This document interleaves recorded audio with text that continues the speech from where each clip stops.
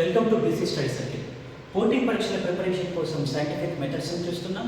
గొప్ప ఆఫీసర్గా, గొప్ప అధికారిగా ఎదిగేందుకు కావాల్సినటువంటి అంశాలను, లక్షణాలను అలవర్చుకునేటటువంటి అంశాలను కూడా మనం చూస్తున్నాం. అందులో భాగంగా ఈరోజు మనం చూసేటటువంటిది నిజాయితీ, ఇంటిగ్రిటీ అంటారు. ఏంటి ఇంటిగ్రిటీ అంటే? నిజాయితీ అంటే ఏంటి?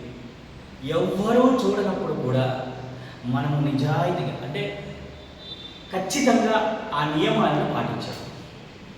ఎవరో చూస్తున్నారు అంటే నియమాలను పాటించడం కాదు, ఎవరూ చూడకపోయినా కూడా నియమాలను పాటించడమే ఇంటిగ్రిటీ అన్నమాట. అసలైనటువంటి నిజాయితీ ఎక్కడ ఉంటుందంటే ఇక్కడ రెండు ఉంటాయి: ఆత్మసాక్షి, పరమాత్మ సాక్షి.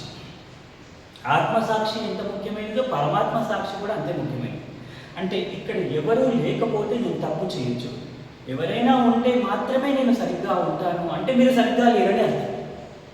ట్రాఫిక్ కానిస్టేబుల్ ఉన్నప్పుడు ఫోటో తీస్తాడు అన్న భయం ఉంటే మాత్రమే మీరు రూల్స్ అండ్ రెగ్యులేషన్స్ పాటిస్తే అది అది లేనప్పుడు కూడా పాటించాలి.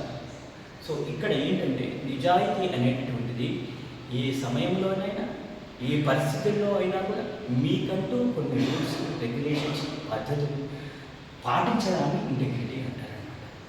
ఇది కాలక్రమంలో మిమ్మల్ని గొప్ప అధికారిగా, ఒక గొప్ప మనిషిగా మిమ్మల్ని చూపిస్తుంది అన్నమాట. ఇది మీకు ఉదాహరణకు మీరు గొప్పగా అయిన తర్వాత మీరు ఒక తండ్రి స్థానంలో ఉన్నప్పుడు మీ పిల్లలకు ఎప్పుడైనా కూడా దీన్ని పాటించి చెప్పినప్పుడు పిల్లలు మాటల కంటే కూడా చేతల పట్ల ఎక్కువగా ఆకర్షితులవుతారు. మనం ఏది చెబుతారో అది వినకపోవచ్చు, కానీ మనం ఏది చేస్తామో అది మనం చెప్పకపోయినా వాళ్ళు చేస్తారు. ఎందుకంటే మనల్ని చూసి వాళ్ళు అనుకరిస్తారన్నమాట. సో ఇక్కడ మనము చేయాల్సినటువంటివి ఎవరూ లేకపోయినా కూడా నిజాయితీగా ఉండడము, పరమాత్మ సాక్షితోని మనం పనిచేయడము.